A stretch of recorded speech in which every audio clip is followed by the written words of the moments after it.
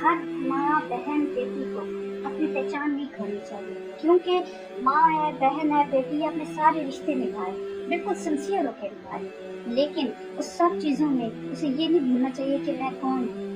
میری ذات کیا ہے۔ وہ خود کو بالکل بھی ایسے کر دیتی ہے، بالکل جھک جاتی ہے، اور جب نیکسٹ پرسن ہوتا ہے وہ اس کا آنر نہیں کرتا ہے، بلکہ وہ یہ کہتا ہے کہ یہ واقعی گرا ہوا ہے، یہ جھکا ہوا ہے۔ لہٰذا کرو، سب کچھ کرو، لیکن اس کے باوجود اپنی ذات کو سامنے رکھو، اپنی ذات کی پہچان بناؤ۔ ایک نام ہے، جیسے ایک برانڈ یوز کرتے ہو تو اس کا نام ہوتا ہے نا، اس کے نام سے اس کو یوز کرتے ہیں کہ یہ برانڈ کی چیز ہے۔ اسی طرح اللہ پاک نے انسان کو اشرف المخلوقات بنایا ہے، اور انسان کا یہ نہیں بنتا کہ وہ خود کو اتنا گرا ڈالے کہ جو X% ہے وہ کہے جی کہ یہ تو گرا ہوا ہے۔ آپ اخلاق دکھائیں، آپ رسپیکٹ کریں، آپ آنر کریں، لیکن دوسروں کا اس حد تک کریں جس حد تک کرنے کا ہوتا ہے، یعنی کہ اس میں اپنے آپ کو بالکل ڈیگریڈ نہ کر دیں، ختم نہ کر دیں، اپنی پہچان رکھیں۔